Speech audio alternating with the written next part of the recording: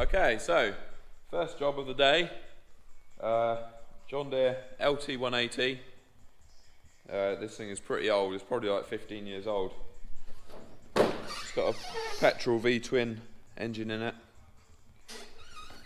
So basically what I've got to do this morning is, that's the old broken belt, timing belt off the deck, and I've got a nice new one to put on there, so I've got to do that. I've got to clean it up first. I've got to sharpen the blades because they got damaged when the belt snapped.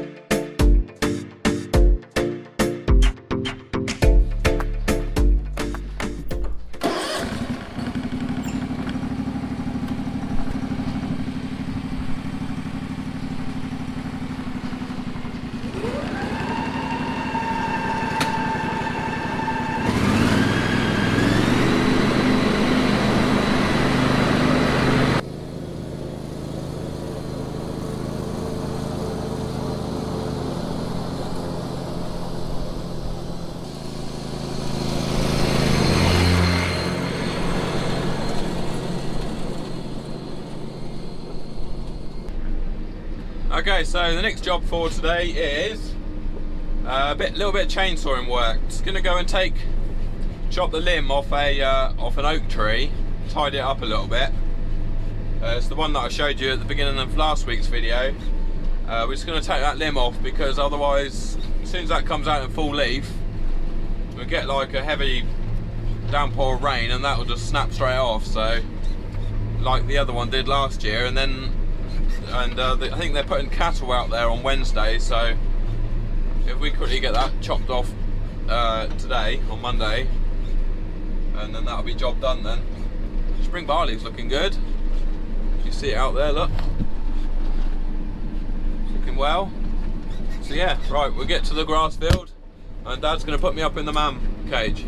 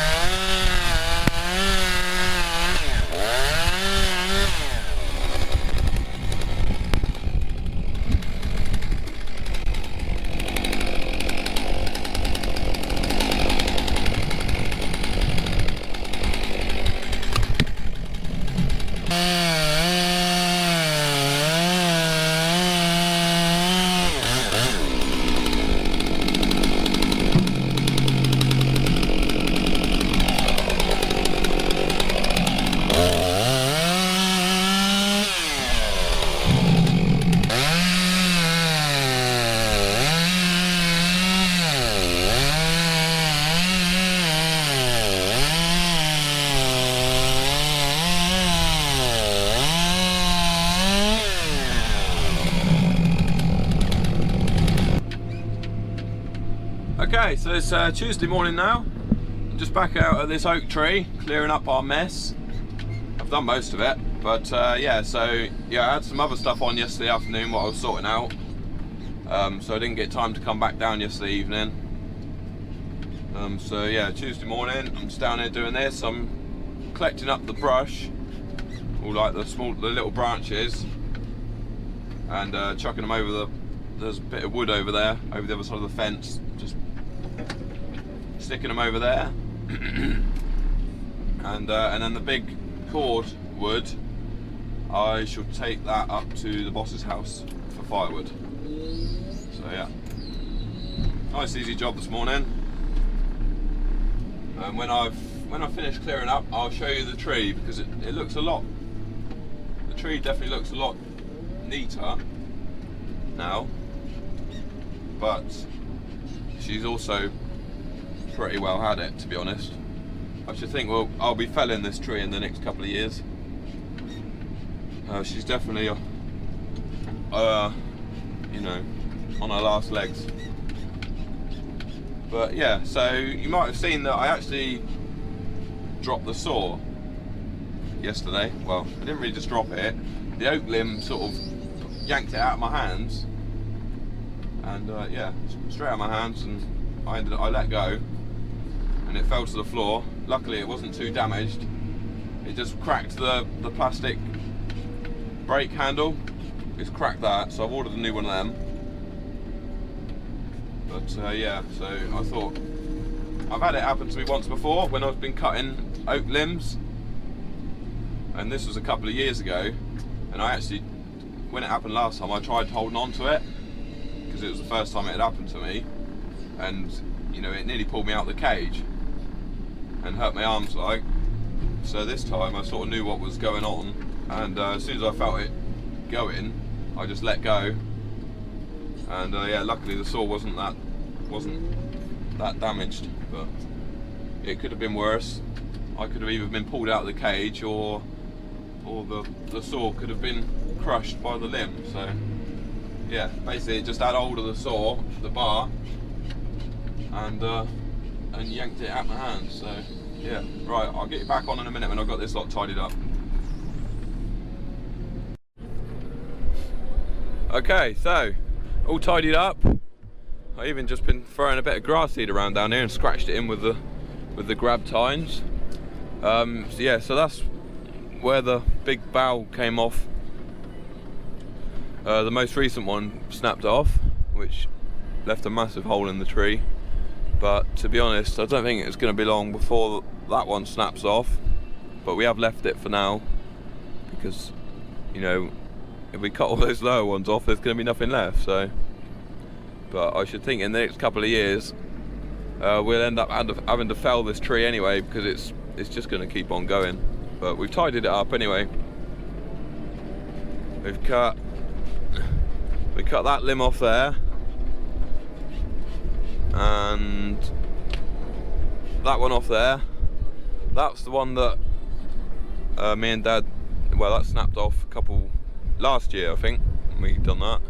We took a couple of other dead bits off as well, just to tidy it up. But yeah, she's not in the best of nick.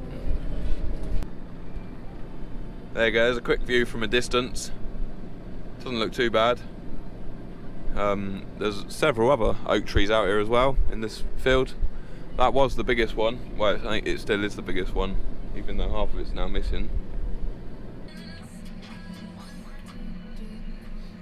Okay, so what we're going to do this afternoon is we've got to clean the windows at some point. They're filthy.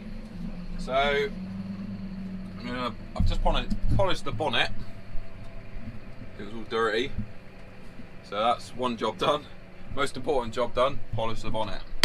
So yeah, I'm going to drop the front weight off and pick up the front mower, and we'll give that a quick check over and make sure all is well. I'm not sure if we've got to change the blades or what. I haven't even looked at it yet.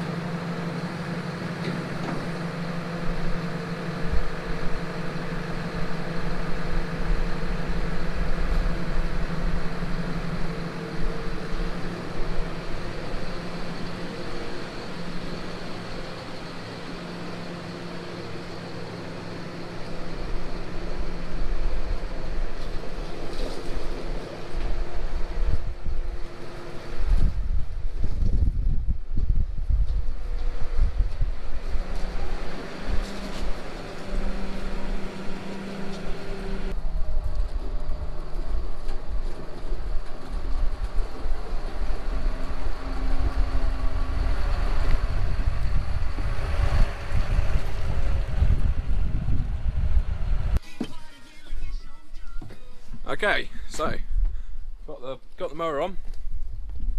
It's a bit dirty. I don't know why I didn't wash it off last time I used it, but I think we were in the middle of combining or something, so it just got taken off and forgotten about. So yeah, it's a little bit dirty. So the model is a 131, so about 3 meters wide, I think. So yeah, looks like. Now the blades are reversible. To be honest, the blades aren't really that bad. That one's definitely fine. I expect the outside ones are pretty worn. Yeah, they've got a bit of a curve on them, the outside ones. And the conditioner blade flails. It's got, this rotor is only like 2 years old, I think, something like that. So yeah, not that old at all. It was bent. Basically, when we got this mower, I think it was a insurance write-off or something. So before we bought it from Hunt's, they put a brand new bed in it, and then we got it and we used it for a season, and it wasn't quite right. It was vibrating quite a lot, so we ended up putting a new conditioner rotor in it, and then it ran a lot smoother. So it is pretty much a new mower, and we don't really do a lot with it.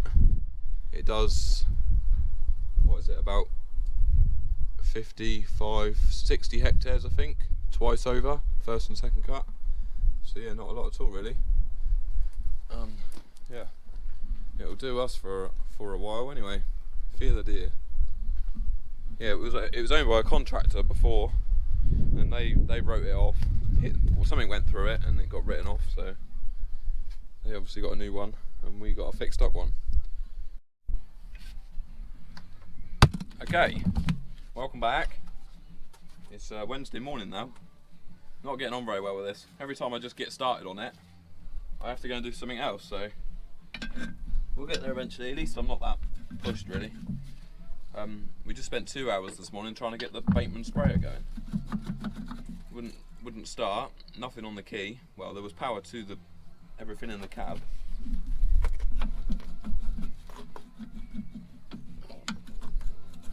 Power to everything in the cab, but it wouldn't start. So we were checking the fuses and relays and stuff, and couldn't find out what was up. So we rang up Bateman's. They're pretty good, very helpful on the phone. They're really good. But turns out he said hit the starter solenoid on the starter motor with a hammer. So I've done that and it started straight up. So that was a bit strange. He did say a bit. Well, it's the first time it's ever happened. Where you going? He did say if it happens again, then they'll change the starter motor. So not the sort of thing you expect on the 2017 machine. These blades are really easy to change. Just push the lever in, push it down, just like that. I'll spin you around now.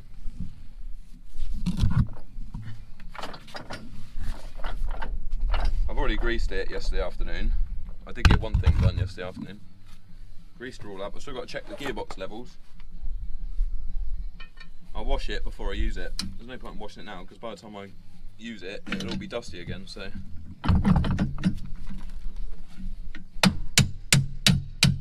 yesterday afternoon I was saying, just before the battery went flat on the camera, I was saying that I used to just have the rear mower, do it all with that, but the reason why we got the front one is obviously because it makes the job quicker, but also it will make the back one is now only doing half the work, so it will last longer. So I think that works out, and to be honest, probably not using much more fuel with two than what I was with one. So got to make sure I put the right blades on. Two different. They're got left hand and right hand blades. That's right. They're not that bad. The ones that are on it aren't that bad, but we just thought as starting a new season we would put fresh blades on, and I'll do the first cut and then I'll turn the blades and then do the second cut, and then that'll be it then. It's just as easy as that. I'm going to spin you around. So all the moving parts are all greased, well apart from the main PTO shaft. I'll grease that when I've taken it off. This shaft is greased on the UJs on each end, and gearbox oil is fine. They have like dipsticks on them, look, so you can check the level. So they're both fine, so we're pretty much there. I've just got to, what have we got to do?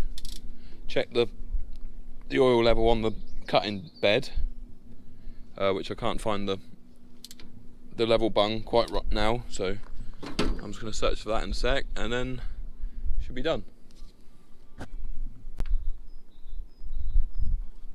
So I'm basically done with this mower now. Just topped up the oil in the bed. It was a little bit low for some reason. So what I'm going to do in a second is run her up and check for any leaks. But hopefully it'll be okay. It wasn't that low. So yeah, basically put the old spirit level on and get the bed level. There is a bung at that end as well, but I couldn't get that one undone. It's been rounded off, so I got this one undone. So yeah, what we'll do now is run it up and just check for leaks, and that'll be it all done. The other thing I did was check the belts. These belts, they drive the conditioner rotor and this gearbox here as well, which runs the bed. So yeah, right, we'll put the camera down and run her up.